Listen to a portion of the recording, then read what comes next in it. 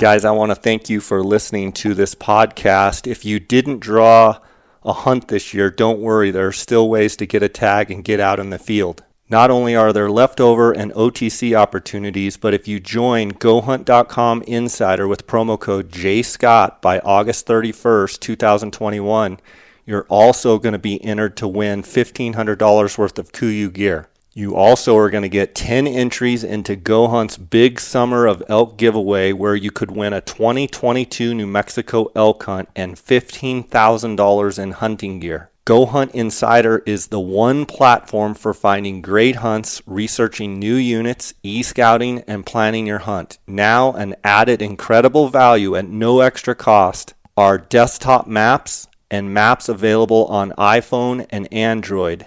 Again, this is no extra cost. It's part of being an Insider member. Don't miss out on this incredible opportunity. Sign up at GoHunt.com/JScott and get a $50 GoHunt Gear Shop gift card just by using the JScott promo code.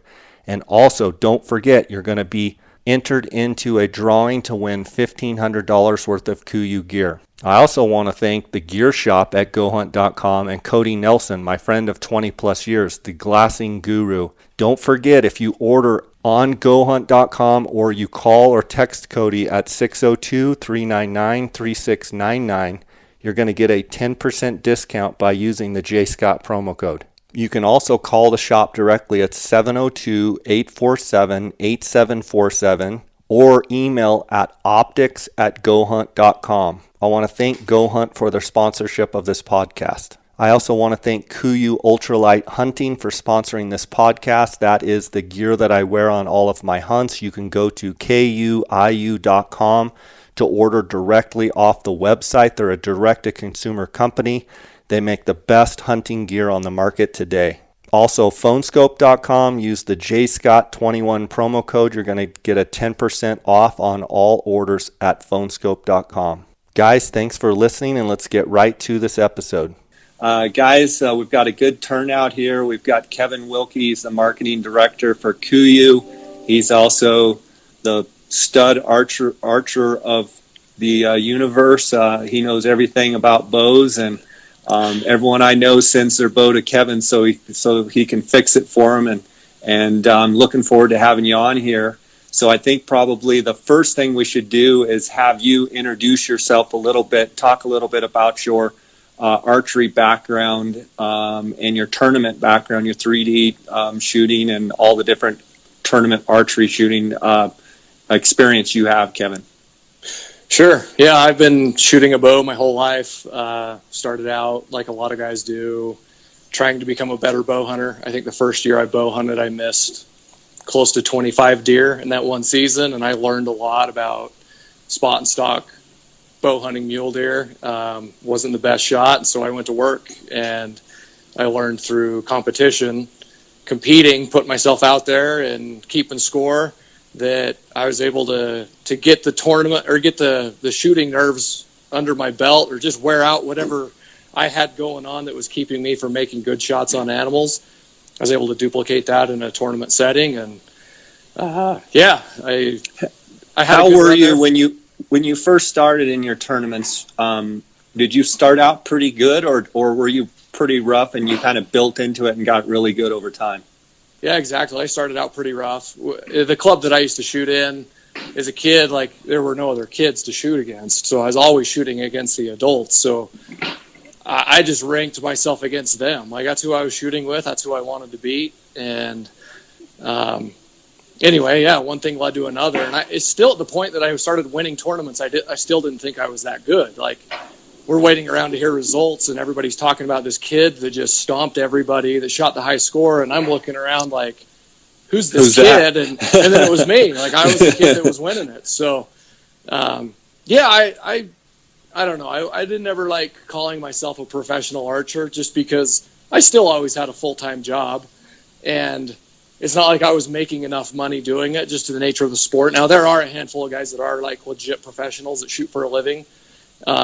But I made a solid run there for a while, and I've got a family with 5 kids, and I gave it everything I could with the circumstances I had. Like, I only wanted to be gone so much, but in the short time that I did hit it really hard, I I won a good margin of tournaments and made a lot of podiums. Didn't check everything off my list, but I was pretty deadly out there. No, competing in archery is fun. Like I'll be a competitor the rest of my life. Like I see guys get into it and dabble with it and then they get right back out, but it's something that I see myself doing as a lifelong sport. I'll always be a competitor. How are you now when you go out and compete? For someone that used to compete so much, when you do compete now less, how are the nerves? How do you shoot? How do you feel like your body responds? Like I'm still like, I'll use Reading as an example. Reading this spring, it's an outdoor 3D tournament. It's marked distances. It's pretty much a field shoot because you're shooting at orange dots. But the target we start on is we get the technical long distance shots out of the way first.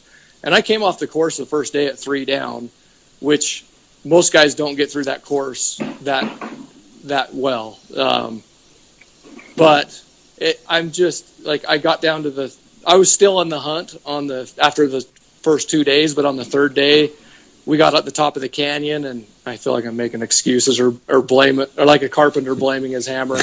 But no, like I got caught in the wind, and I think we got really windy that third day, and we were at a part of the course where it was pretty tough. And had it not, I don't know, if we would have shot that course earlier, I think my score would have been a lot better. But I'm still right there with the guys. Like I can hang. I have to really put together 3 good days of shooting to be on top. But I still think I can shoot as good as I ever had. But it just seems like a lot more guys have gotten really good. Like yeah. It's just the level of competition has gotten better, hasn't it? Yeah, all ships have raised together, kind of thing. Yeah. So, yeah, it's tough out there. It ain't easy. Like you've got to be able to dedicate.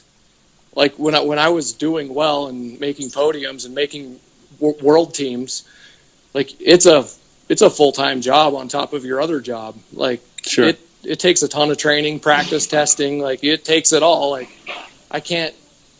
It's unrealistic for me with my responsibilities with work and family to go out and dominate, but I don't care. I have fun shooting. Like I love to win, but I don't have to win to have fun. Like, yeah, I enjoy shooting just for the sake of keeping score and match play. And even if I do get it handed to me, you know what? I still have fun because I'm shooting. Yeah. Being competitive. Yep. That's let's dive into some questions here. Sure. Do you use a back tension release when shooting a compound? So yes, I do. While I'm competing, I shoot a hinge style release. Some guys call them a back tension. The term back tension, I think Dave Cousins said it best back in the day. It's kind of a polluted term. It means like shooting the release with a surprise and not punching. People will just call that back tension, but the way I shoot a hinge release, I don't use really any back tension. Like I fire it by rotating my hand and driving my bow arm into the target. So kind of a push pull, and I don't squeeze my shoulder blades together. Like I've listened to people teach that, and I think it's crap. Like I don't know anybody that's good that like really does that. Like all the top guys that are shooting a hinge release are rotating their hand and getting it close and driving their bow arm into the target. They're drilling it forward. Now I may be wrong. There might be somebody out there that they are squeezing their shoulder blades together as like pure back tension, but I don't know who they are. But most top guys that I know don't. Question here: is the switch from a regular trigger release to a back tension worth it? What brand? So Randy Ulmer used to teach a lot that, practice with a hinge, but then hunt with a trigger. And that resonates really well with me. Like I'll shoot a hinge release all year long, but I like to hunt with a trigger. So if you're having some anticipation issues and your release is driving the shot and not your aim, like, yeah, it's probably a good idea to pick up a hinge release and learn it. And whether you decide to shoot a surprise type shot while you're hunting or while you're, while you're practicing is entirely up to you. Like there's two camps right now. You're either shooting a hinge style release or a button and you're pulling into it and it's kind of taking you a little bit by surprise. You're not commanding the shot, I should say. That's a better way of putting it. You're not punching or ambushing or whatever term you want to use. You're not commanding the shot. And the other camp, those guys are punching. But if you take those guys that punch that are winning, like Kyle Douglas and Tim Gillingham, those guys know how to shoot a back tension release or a hinge release. They learned how to punch as well as they do by learning to execute a shot. And that's probably comes from shooting a hinge style release. As far as what brand, I'm old school. Like I shoot a Zenith. That's the one I cut my teeth on. Like the releases I shoot are 20 something years old. I just like the way they fire. They're very ergonomic. I don't think there's been many that have improved upon them, but there are a lot of good brands out there. I'm not going to really tell you Zenith is the way to go because there's some newer ones that have some cool features. I would just try a few and see which one works well for you. The key is to get somebody that's shot a hinge before to walk you through it your first time doing it. Set them up pretty slow. Just get them to where they have a lot of travel in them and then just keep speeding them up until they fire. Got a question here. How to find an anchor with a wrist release strap? I've never really found it difficult to find a good anchor with a wrist strap release. Like I come straight back and I put the knuckle right there underneath my ear and against the back of my jawbone. And I'll even tuck my thumb against my neck just as a little placeholder. Like I'm not really, it's not doing it. It's not driving any type of alignment, but it just feels good to have a little bit of tension right there. Some guys go behind the neck, and I've heard people teach that that's totally wrong and you should never do that. But I see some guys shooting really well that do the behind the neck thing. The one thing that I would recommend is, it may seem weird, is like get a mirror set up in front of you, or take some photos and analyze, or send it to me or anybody that's good. Like, hey, what do you think of my form? Like, what could I change here? What do you think about my alignment? And, the archery community is really cool that way. Like everybody, like pick your favorite top shooter that's competing and send them questions. That's what, they're sponsored shooters. That's what they're paid to do. So hit them up, hit them all up. Best way to teach a 9-year-old how to shoot a compound bow? Having 5 kids and 2 of them like archery and the other 3 couldn't care less. I've tried every which way to teach them archery. And I think the number one way is just teach them how to have fun with it. Even if they're doing it wrong, just let them do it wrong. Like, let them just have fun. Like my 2 boys that really love archery. Okay. So my oldest boy, he likes it. But early on, I don't know if he did, because I was trying to teach him super proper way and how to be the best and really trying to get him to have perfect form.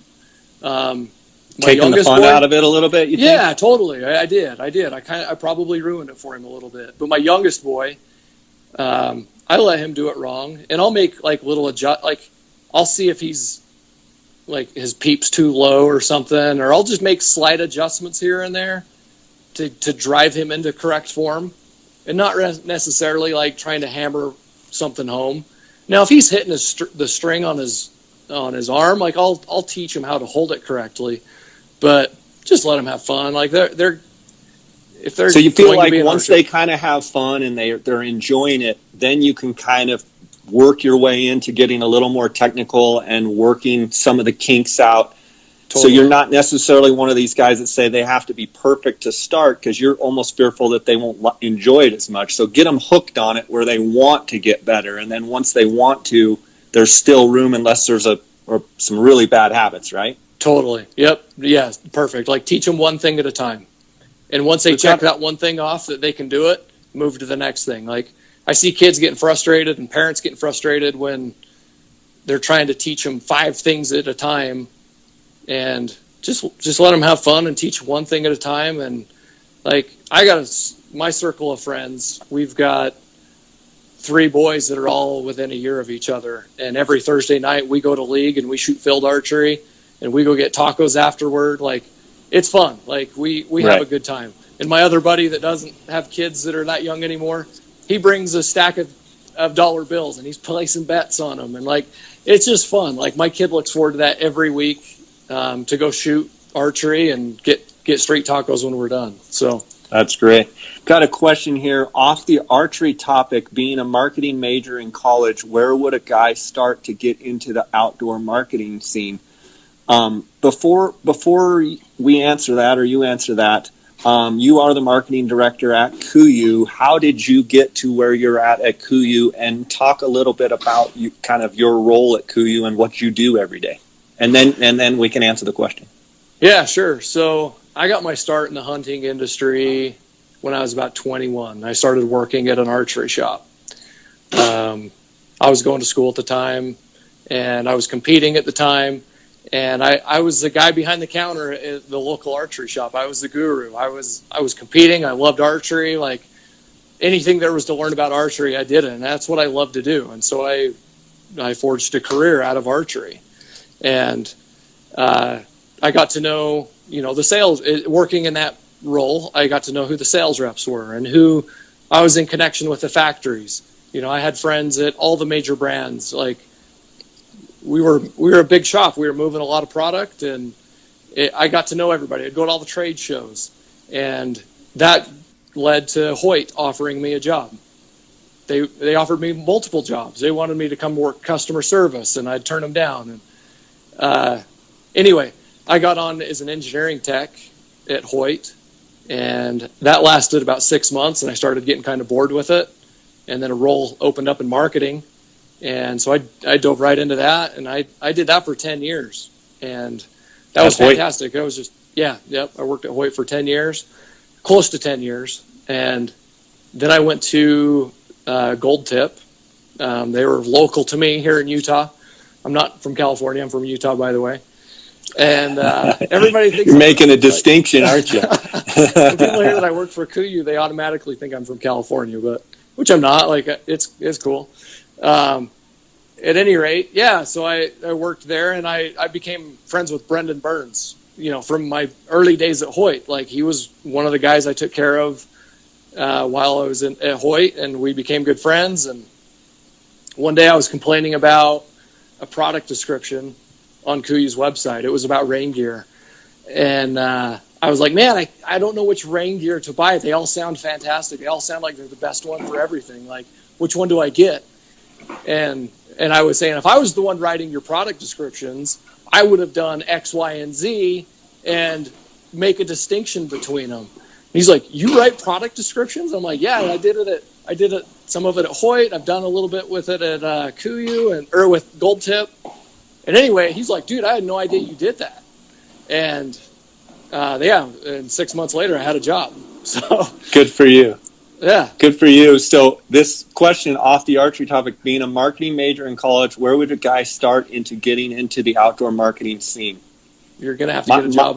Thing, like, you got to bring value, and you have to have a background. If you're a marketing major, that's fantastic. But you also, if you want to be in the outdoor space, you have to have prior knowledge and have credibility, I think, in order to be successful at that. Would you agree?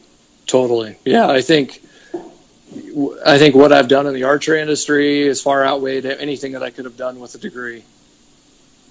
Experience and I don't know. Got a question here. Go ahead.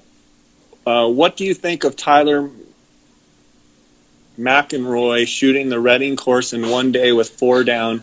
You think they should move Reading to 1 day? Oh boy. So Tyler McEnroy. He is from Oklahoma. He showed up to Reading, shooting bare bow from the compound stakes. I think he was clean that year. So actually, Tyler McEnroy is a fictional character that. Anyway, I'm probably going to ruin it here for whoever sent that in. But so it's a joke. It's an inside joke. Yeah, Tyler McEnroy was a fictional character that the guys at Bow Junkie used to come around and they'd ask like who was clean and who was doing really well. And I made it up one year that this guy named Tyler McEnroy from Oklahoma showed up and he was clean, shooting fingers, and they were running around trying to find out who he was, and he became an icon in our circle of competitiveness. So that's funny. Before I go any further, I'm here in Colorado, and we've got, just so happened today, a dumpster showed up next door, and they're demolishing a house. So is the audio bad, or is it okay? I mean, you hear them demolishing the house right outside? I haven't heard anything. Okay, perfect. So next question. Does a helical really help with broadhead flight? Totally, yeah. I don't go too crazy, but I run a left helical pretty strong. I don't like getting them too broadside because they just become a target for your other arrows. Like the more broadside you get them, you're going to go through a lot of veins and they're going to get knocked out. But I don't know. I've tried about everything under the sun, and to ask me which degree it is, like, I don't know, because I do not have an accurate way of measuring the degrees. Like, that's kind of a confusing thing. Like, would it be a 1/4 inch offset over a 4-inch span? Like, I don't really know. I just make sure I get good vein contact so the glue sticks really well. One thing that I do is I have a lab radar. It's a Doppler radar. It's basically a chronograph, but I can clock speed all the way out to 100 yards. I'll fletch some straight and some with an offset and some with a hard helical. I'll build up all three of them and put, broadheads. I'll usually just do field tips because I'm just trying to find out which one groups the best. And I'll step back at a long distance and shoot them and see. Like, I don't want to give up. Like, the speed isn't like a huge thing. Like, I like to monitor how much drag I'm getting. Like, with that lab radar, it'll tell me how fast it's going at 100 yards. And I'm not going to like factor that in, but I like to know like how much it is slowing me down or how much drag it is putting into the arrow. Anyway, so I let the target decide. Like, I step back at 80 yards, like the longest distance that I can kind of call my shots midair, and I just go with whatever wins, whatever shoots the best. And it's different every time with every setup. So I can't just tell you, you've got to fletch them exactly like I do. That's the way forward. That's the way to do it. It's different for every arrow. It's different for every setup. So you got to test it. That's the only way. What bow are you using for hunting this year? So this guy right behind me is a RX5 Ultra Hoyt. It's out of their Redworks line. 34-inch axle to axle. I'm 6'1", and I shoot a 30.5-inch draw length, 72 pounds.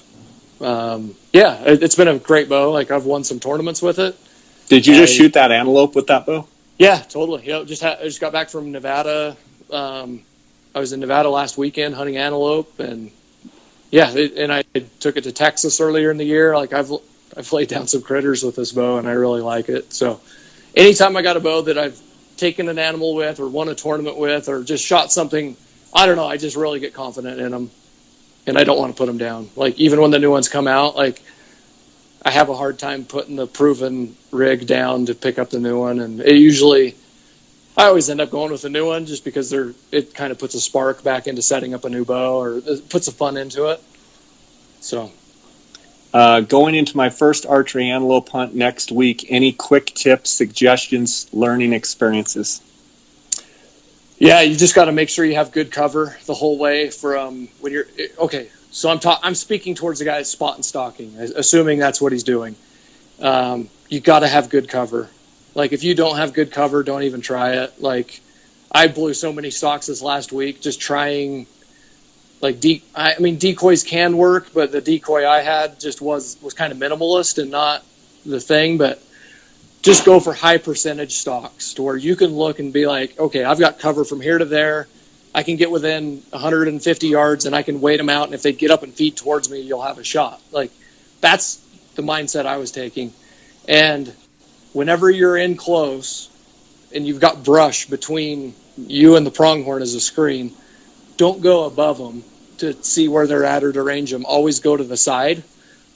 I noticed that anytime you go above the brush, dude, they will pick you out just like that. But anytime I could keep like a couple layers of brush between me, and I could like go to the side and check on them. I sat on a herd within 100. I had the farthest one was 137. The closest was like 120. I sat on them for 2 hours, and they never had a clue I was there. And I just made sure I never exposed myself or raise my head above the brush. I always go to the side. And antelope can see you even if they're not looking at you. Like on that exact scenario, I had all the does got up and came by me, and the buck followed him. I had him come by at 55 yards. I got drawn back on him, and I waited till he passed me before I drew. So I was he was like almost like full broadside and just going away. And as soon as I got drawn back on him and got settled in, he spotted me. He didn't turn and look. They can spot you without turning their head. So, I mean, it's so tough. And just plan on screwing up a bunch of stalks. And that's what's fun about it. Eventually it'll come together if you stay at it. How many days did it take you to get your buck? So we scouted for 2 days. I drove the unit and I didn't scout it beforehand. So I did a lot of, we're in farm country. So I was doing a lot of knocking doors, asking for permission. And every farmer I talked to gave me permission. They were cool about it. A couple of guys were like, there's no way in hell you're going to get one, but yeah, you can hunt my land. And, Good luck. I ended up killing my buck I didn't kill him on private. I ended up killing him on BLM land. But the cool part about a pronghorn is you can just do it all day. Like sun up to sundown, you're on them all day long. And it's fun. It's such good practice for mule deer hunting too, because like if a pronghorn is like a 1 out of 10 on difficulty, I would say mule deer are probably like a 7 or an 8. Like they're just a little bit next level as far as sneaking up on them. I can't stand to sit water. Like I respect the guys that can, but I'm not that guy. Like I would rather spot and stalk every one of them and go home empty-handed than sit in water for 3 hours. Like I just can't do it. What do you think about antelope as far as how tough they are? There's a lot of talk that antelope are not real tough. What are your thoughts? If you get an arrow in their rib cage or anywhere in their cavity, they're going down. Yeah. Like they're not as durable as a mule deer or an elk. So anyway, that opens up a few things. Like it opens up that you can shoot at them a little bit further. But I don't want people to take this out of context. Like, I don't want people like just long bombing shots at antelope for no reason if they don't have the skill doing it. But what I am saying is that my distance that I'll tap out on a mule deer and what I'll tap out on shooting at a coyote and what I shoot out on a pronghorn are all 3 different distances. Sure. I'll stretch it a little bit farther on a pronghorn. You have to, or you're not going to get one. Right, yeah. Just from the distance that they like to stay away from you, for sure, and how open the country is, it's hard to get close. Got a question here. Jay, what's going to be your go-to external elk call this year? 2 calls. One, the Trophy Wife by Steve Chappell, and number 2, his Heartbreaker, Steve Chappell's Heartbreaker. Both of those calls, I still have some of the old matriarchs of his. I believe he makes the best external read call. I like the shallowness of the soundboard, how shallow it is, and it just, for me, makes the best sounds. Got a question here. When do you think tournaments will be back to normal? I think they are back to normal all season. Like ASAs have all been going on, IBOs. They just held the Olympics. Like I would say everything's back to normal right now, except for maybe indoor. Everything outdoor is kind of back to normal. Indoor, I guess we'll just wait and stay tuned. I hope everything goes back to normal soon. I miss shooting indoors, but I don't know. There are quite a few indoor 3Ds that happened around my neck of the woods here in Utah and Idaho. I would say it was back to normal for the most part. I've got some KUIU questions here, and guys, any questions you have, whether they're KUIU related, archery related, any questions for Kevin and I, just put them down here. I've also got some questions that I got earlier from Instagram, so let's go through some of those. When are more Gila hoodies going to be available? When are more Gila hoodies going to be available? So whatever we say on our website is usually very accurate unless we get them in early. Yeah, that Gila hoodie like flew off the shelves. Like we built enough for what we thought to get us through a full year, and they were gone in like what, a week and a half. Like, yeah, it was crazy. It was bananas. How many it was just vanished. They evaporated like almost instantly. But I are wear working them almost every hard. day. I wear them. Yeah. Yep. Same here. Let's see. What is a light but warm glove made by KUIU? A light but warm. We have a few of them. I would say the Guide X is a new one that we just came out with. It's built with waterproof fabric, but we don't call it waterproof because the seams aren't taped or sealed like you would on rain gear. So it's waterproof fabric, so it's very water resistant, very wind resistant, and it's fleece lined. They're very lightweight, and for the water resistance to them and that fleece lining, they're pretty warm. If you want something with insulation, I would go to the Yukon Pro. Yeah. And the warmest glove that we have, it's one of our lightest, is the Super Down Pro glassing grommet. Those things weigh absolutely nothing, and your hands will never get cold in those. But there's no utility to them. What I mean, like, it would be awkward to drive an ATV or drive anything for that matter, ride a horse in that glove. Like, they're like pillows on your hands. Like, they're a mitten, yeah. They're a mitten. Like, they're good for glassing and just keeping warm. So, I mean, we built our brand on ultra lightweight, so they're all going to be as light as you can get them. But that Guide X is a good one, and also for like early season bow hunting, I just like a Merino 210 glove. I do too. They keep the sun off your hands, and they. The one thing, like when I shot that antelope, my buddy was down below me glassing up, and he's like, "As you drew back on him, like, so the antelope was between he and I when I shot." He said the only thing I saw was your hands. I was wearing I didn't have on any gloves, and I'm like, well, I'm glad I got him, but that was the one thing that stuck out to him was my hands moving as I drew back. He's like, that's the only thing I spotted. So that's one reason here. I like that 210. Yeah.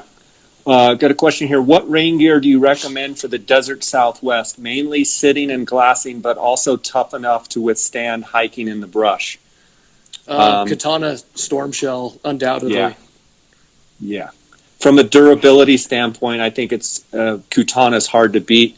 Although with the new Chugach, 20% more tear resistant. But I think the Katana, I used it all last year in all of my hunts, whether it be Colorado, Arizona, northern Mexico. The Katana is pretty hard to beat.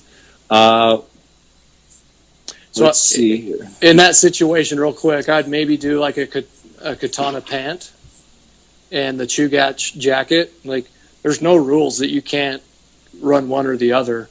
I really love the Chugach jacket just because the stretch.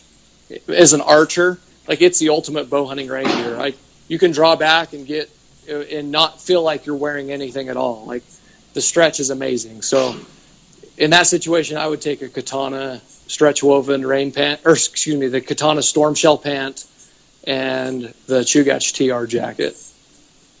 We've got some guys screwing here with us. At what elevation do deer turn into elk? These are all buddies of yours, I'm sure. They are. Any plans to move KUIU out of California? I don't know. That's way over my head. Like, I will add to that. Like, a lot of the key players, live in California, and a lot of the key players at KUIU don't live in California. Like, we have 3 guys in Alaska, 2 in Washington, 3 in Montana, 2 in Wyoming, 2 in Utah. 1 in Texas, or a couple in Texas. I think we got a couple guys working for us from Texas, Illinois, and South Carolina. So we're spread out all over. Like we're not all confined to California. Like, we're all over. Like, so I don't know. I'm fine with where it's at for right now. Go to outer top in cool, dry weather. Like you said, that Gila top is a good one. On my antelope hunt last week, I wore a Gila top, and then I also wore, it was cold some days. Like we got some weather. It was raining and, not cold, but wasn't like typical antelope hunting. And I used Ultra Merino 145 hoodie. That's what I really liked that in the Gila. Take your pick. We've got 4 or 5 fantastic choices. So you've got the Gila, which is great for super hot weather. I think we still have quite a few of the long sleeve crew tees in stock. Any of the Ultra Merino 125, Ultra Merino 145, Peloton 118. We've got zip tees, crew tees, and the Ultra Tiburon line as well. That's a very breathable shirt. So right there, you've got 5 choices that you cannot go wrong with. Got a question. Let's get this out there first. Mechanical or fixed blade broadheads on elk, and why? This is a story as old as time right here. Like this will get debated forever. Me personally, my number one thing for hunting any animal is shot placement and accuracy. So right there, mechanical takes the cake. They are more accurate. They're more consistent. They're going to give me better shot placement almost every time. Now, regardless of what broadhead you shoot, if you shoot them through the heart and the lungs, vital shot, you just punch them perfect, it doesn't matter. You can shoot them with a fixed, mechanical, maybe even a field point. If you hit them good, they are going down quick.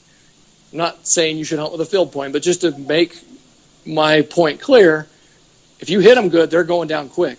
Now let's talk about if you screw up and you make a bad shot on them. If you hit them forward, in the shoulder, a fixed bladed broadhead will be better every time. Now, if you hit them back, in the guts, in the punch, whatever you want to call it, a mechanical is better every time. If you hit them low, a mechanical is better because the big swath. Like, can you this is pretty devastating. This is what I use for deer. This is a 2-inch Grim Reaper Whitetail Special. I spray paint them because I'm weird like that. So of the 4 directions you can miss from a vital shot, you got forward, back, high or low, and a little bit of combination of everything in between. The only time I think a fixed bladed broadhead is better is if you hit them forward. I will hedge my bet and take 3/4 over 1/4. That's why I'm a mechanical guy.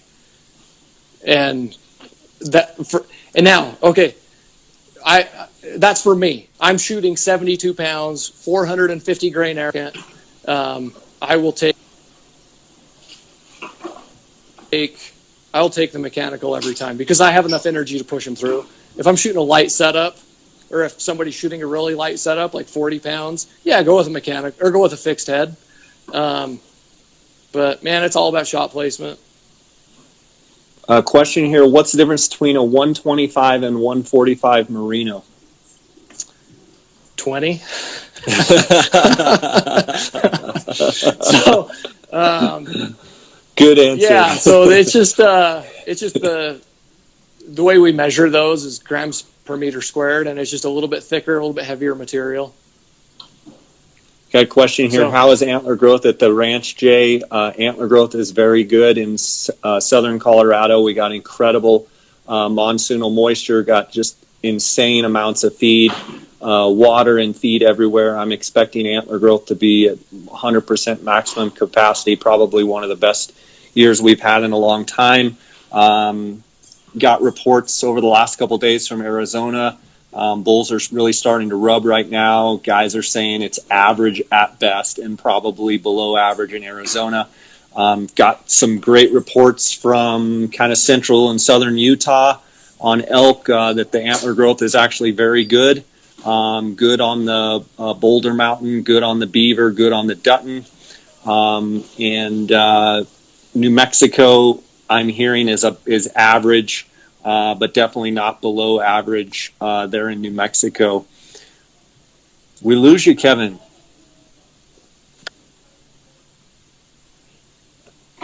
You there?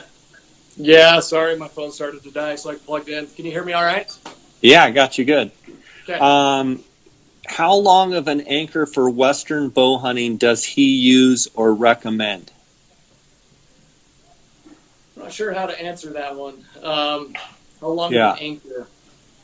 Like, I'm wondering if he's talking about draw length. Like, I don't know.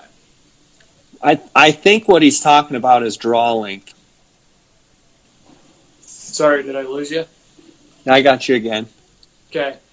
My phone jumped into low power mode, and so I got to monitor that. Anyway. Can you plug it in? Yeah, I'm plugged in. I'm good. So, okay. At any rate, like I really don't know how to answer that question. Like, how long of an anchor or of a like that? I guess I would need to know more of what he's asking. But I've developed my draw length over the years as just trial and error, finding out what aims the best, what holds steady for me.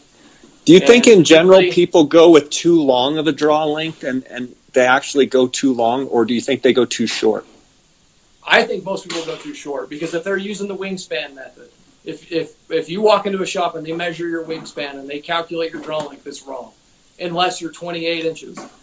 The longer you get from that formula, exponentially it gets further off. And the same thing when you go shorter. That wingspan method of taking your wingspan and dividing it by 2.5 is wrong. Like it is like it only works if you're 28. So it's like having your sight scale or your sight pins good on one distance, but they're wrong on everything else. Like that's not very accurate. So I would, like I said earlier, check your form in the mirror or with pictures, send it to somebody who knows what they're talking about. And it, like a good bow guy can just look at you and be like, look you up and down, just like somebody that's fitting you for a suit. Like I went into get a suit one time and the guy like looked me up and down and he told me what size I was because he's done it so many times. A good bow guy can take one look at you and be like, yeah, that guy's 30 3/4 inch draw length. Here, let's try this on. So anyway, not to make any shop guys feel bad if they're using that method, but I'm just here to tell you it's wrong. Explain FOC in detail. It stands for the over-concerned. It does. It doesn't matter. Like, I mean, I'm not going to go into detail on what FOC is because it's not that important. Like, as long as you've got some tip weight out there, like that is just one of the things that really bugs me. That's information out there. They're like, you've got to have 20% or you got to have this percent. Like, it's such a broad range that you can have.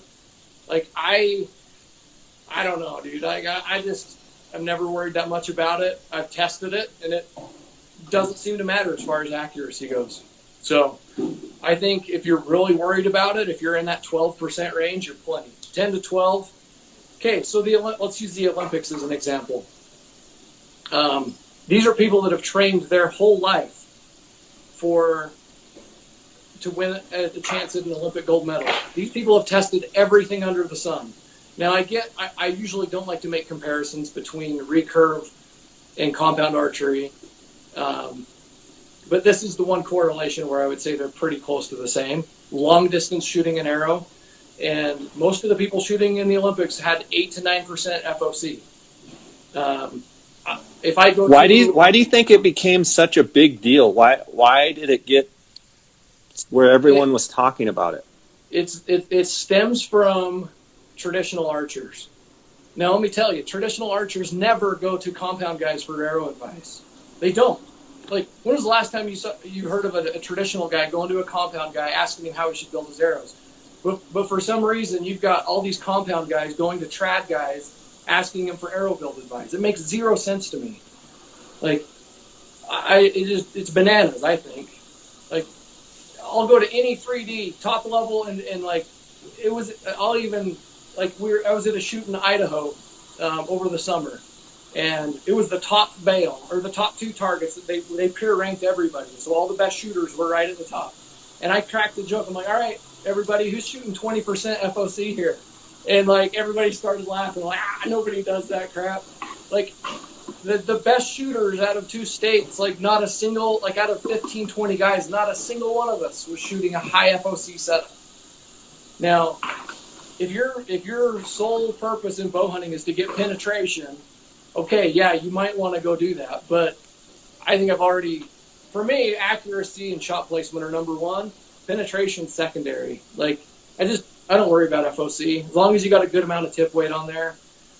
Now, I'm not saying don't ever try like different weights to see what groups the best. Like, you might find a sweet spot, but I don't think it's wise to like think you have to have a certain FOC or you're not going to be successful. Favorite down jacket that packs really well? I'd say Super Down Pro. Yeah, like it's pretty hard to beat. It weighs as much as 2 t-shirts. It like maybe even less than that. Like, I think a couple of t-shirts weighs less than I'd have to weigh them now. But anyway, it's so lightweight and they're so warm. Like, you can't get cold in one. If my broadhead is shooting 6 inches left at 6 yards, but my field points are stacking, is it tuning? So what I would say about that is, your arrow combination is good. So you've got, it's grouping, even though it's out of tune. If you're missing, he's missing right. 6 inches left. His broadhead is shooting Okay. six inches left at 6 yards, but my field points are stacking. Is it tuning? Okay. So if you're missing left with a broadhead, that means you're getting a right tear through paper. So he'd need to click his rest in just a little bit, and I think you can pull him into line. So the fact that they're grouping is good. That means he's getting good clearance. His form's good. Everything. Like, you can still group well with a bow that's not tuned if the arrows are right for the bow. So I would say keep your setup, click your rest in a little bit closer to the riser, adjust it inward, and try it again and see if it gets any better. But that's just a simple rest adjustment. Walk me through your last 10 seconds of a mule deer stalk. So in other words, what's going through your brain? Don't miss? Yeah, don't screw this up. Whatever you do, don't screw this up. So I'm watching their head, and I'm looking for my opportunity to draw. Like, that is, as soon as I can give myself a green light to draw back on them. Hopefully their head's behind a bush, or they're looking away. Like, I hate it when they catch me drawing back. Like, I've had more of them bust than I care to remember. So that's the first thing I'm looking for. And then after that, when I've decided, okay, I can draw, everything rolls right into my normal shot process. I visualize. I picture where my pins are going to be on his body and where my sight needs to be lined up when the shot breaks. Like, that's the first thing I picture in my mind as I visualize. And then my next target is alignment. As I come to full draw, I want everything in alignment. I want everything to feel good. Like, and it's a feeling that I'm looking for. It's not really a visual, like, yeah, I'm checking my bubble and everything, but like, I'm looking for that feeling of just good alignment where everything is just in its place. And sometimes, like, you're in an awkward position, so that's why you've got to practice those tough shots. So even if you are a little bit awkward, you can still check that box that I'm in alignment. And then my next thing is drive it home. And I do that by applying, I put my finger on the trigger pretty quick, and I drive my bow arm forward. I'm kind of pushing and pulling. You got to build that tension in your shot, because you can't, like, when's the easiest time to cut a rope? When it's loose or when it's tight? Tight. It's easier to cut a rope when it's tight. So I build tension. I'm driving, and that kind of like soaks up your nerves a little bit. As you're driving that pin forward and building tension on the back end, like a good steady expansion of strength. Like, even when you're nervous, because you will be nervous when those 10 seconds before you shoot at a buck, you can still drive that pin into the vitals of where you want to do. And then you're going to execute. And you can do that a couple different ways. You can step on the gas, which that's what I usually do. Like, once I've built up the tension and my finger's on the trigger and I know my pin's lined up, I touch it off. Like, I'll command the shot. Like, I know my pin's there, and I know as soon as I pull the trigger, it's there. I've gotten fancy before and done it, the back tension style. I don't like it as much on taking an animal. I like to be in control. I'm driving that shot home, and I'll touch it. I'll step on the gas when the shot's lined up, and I am not afraid to do it, and it works. I'm not going to say every time, but it works most of the time. And then, Got a question? Go ahead. Yeah, go ahead. Shooting 70 to 100 yards, I sometimes group high. I can't identify knocking point snag. Sights front and rear also concentric. What else to look for as far as troubleshooting? So he's grouping high at 70 to 100 yards. Well, I would probably say, depending on how he's driving or getting his sight scales, or how he's sighting in. Like for me, I would just sight in for it. Like, or I would adjust. You might have your fletching configuration wrong in Archer's Advantage. Like if you're using a software program to print your sight scales, or if he's using just the pre-printed ones, I usually throw those in the garbage because they're rarely ever correct. It's just a pre-printed scale you put on your sight and pray that it's correct. Like you might be close, but I think I would take that a next step further and leverage Archer's Advantage software and build basically a curve, a trajectory curve for my bow and my arrow setup specifically. That would be an indicator. Or zero his sight at 70. If he's running a slider, make sure his needle is zeroed at 70. Because sometimes if you zero your needle at like a 20-yard shot, there's a broader range there at 70. Like you might be hitting a half-inch high, but that might mean 2-3 inches high at 70. So set your needle for your longer distances. Okay, single pin or multi-pin for hunting, specifically elk?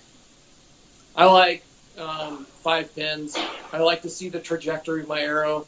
I don't want to have to move anything. Like most of the time in a hunting situation, I'll use probably 7 out of 10 times. I will just use my 20 through 60 and just gap. I just, when I get older, in my vision, and shooting fixed pins doesn't quite work anymore, I'll go to a 1 pin. But for now, all my eyes are good, and I can shoot fixed pins just fine. I'll do that every time. And I like fixed pins because it shows you the trajectory of your arrow. Your 20-yard pin will always be pretty close to the top arc. Now, let's say you got a bull coming in, and you're under some pine, and you're kind of tucked below him, and he stops at 50 yards, and you're going to take the shot, and you got overhanging branches at 20 yards in front of you. If you draw back and your 20-yard pin is on those branches, you're going to hit them. But if your 20's under them, you're going to miss them. So I like having those 5 pins to gauge the arc of my arrow, just for obstacles that you're going to encounter while hunting. And it's just one less thing that you have to do. That's my take. And I run my bottom pin as everything. I started it. My bottom pin will rove all the way up to 12 yards and down to 120 yards.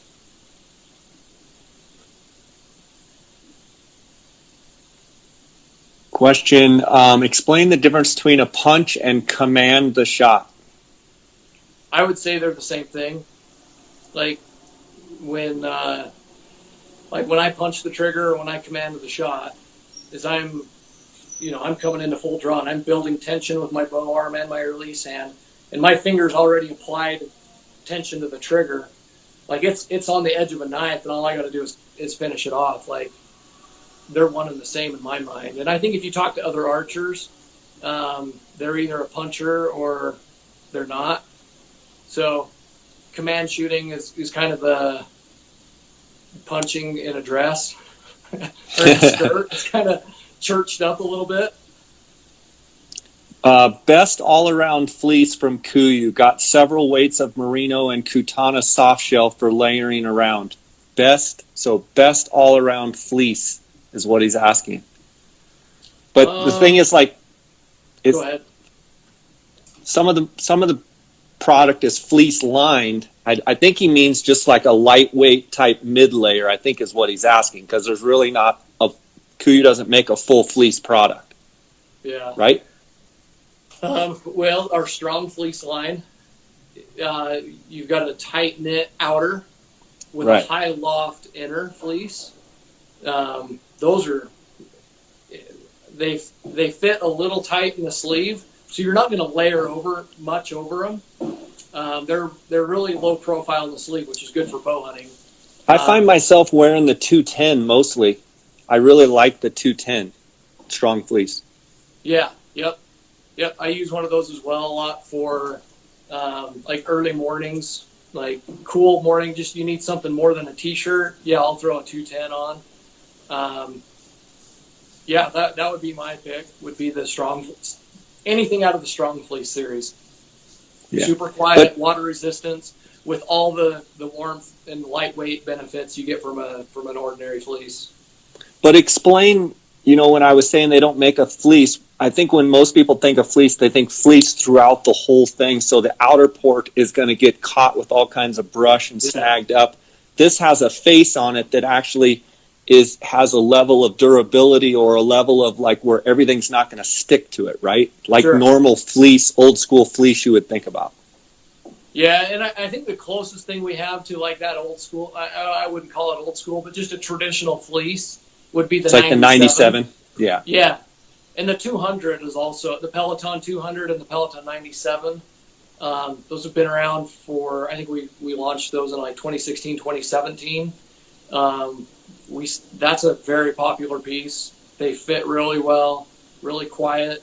What the strong fleece has over the Peloton fleece line would be durability with that tighter knit face fabric. Is the Pro Pant too warm for October coups in eastern Arizona? I don't necessarily think it's too warm. I'm not a huge fan of knee pads, and the Pro Pant has a knee pad. I would encourage you to look at the Kutana pant. I feel like Kutana for coos deer hunting is a phenomenal pant, really lightweight but super durable. That's what I wear mostly when I'm scouting for desert bighorn or for coos deer. So I would strongly look at the Kutana. Your thoughts, Kevin? Yeah, I mean you've hunted down there more than I have, so definitely for that brushy desert, like that Katana is unbeatable. Like I've worn the same pant in a trip I went to Texas, and then I wore the same pant the whole time hunting pronghorn, which is probably similar terrain, and not a single picked thread. They wear like iron, but they're so lightweight and comfortable. I can't believe how durable they are for how light they are. Yeah, for sure. Got a question here. Does the moisture in Arizona matter to a hunter that would be happy with a 5x5 or better? Or is it water levels mainly important to those looking for 330-inch bulls? Yeah, I would say drought conditions are mainly a priority for those people that are looking for, say, 320, 330 or better bulls. When you're just trying to look at a bull, 320 and under, I don't think drought conditions are as much of a factor as maybe someone that's looking for a trophy bull. I've got Kutana as a top notch. I wear mine everywhere. I agree. It's a great product. Kevin, we've had a great hour here going live on Instagram, and I appreciate all your expertise. I want to give you a chance if you have any final thoughts here on this Q&A, and I wanted to keep this to about an hour to be respectful of your time. Just any final thoughts here? All good. I just really appreciate everybody out there for tuning in and sending in questions, even my buddies that send funny ones in or try to trick us on live. No, what was the guy's name? McElroy or something? Tyler McElroy. Tin Cup. He had a Facebook. I can't remember. It was so long ago that he might make a comeback. We're going to hear about that one. I can promise you from that. But I really appreciate your time, and congrats with all the success you've had in your personal shooting and as well as with your family. I know you're a great family man, and you do a great job at KUIU. I know when I read this stuff, I can directly look at it and know that you've had a hand in it. So I appreciate all the great work you do with KUIU there. Well, thank you. Appreciate it. All right. We'll have to do this again. I appreciate your time. Thanks, everyone, for tuning in. This was our second Instagram Live. I think we had a good turnout. I'm also going to put this out on my podcast, the audio, and then you can catch, if you missed this, you can watch the IGTV feed Probably in a couple hours, it'll be ready to go. So, guys, thanks. Kevin, thanks for coming on. Thanks, guys. Bye. Bye. Take care. See ya. Guys, I want to thank you for listening to this podcast. If you want to send me a direct message, you can do so on my Instagram account, which is at jscottoutdoors. You can also send me an email at jscottoutdoors@gmail.com. I appreciate all the feedback on the podcast, and I look forward to hearing from you. GoHunt.com Insider has Filtering 2.0, where you can get draw odds, strategy articles, species and unit breakdowns, and unbelievable gear giveaways. Did you know that they actually have a point system where you get 11% back to the consumer for using points for every dollar spent? Also, a new addition is the mapping, Go Hunt Maps. You have the desktop version, you have the mobile version for iOS and for Android users. There's never been a greater value for the Go Hunt Insider. Check them out at gohunt.com/jscott.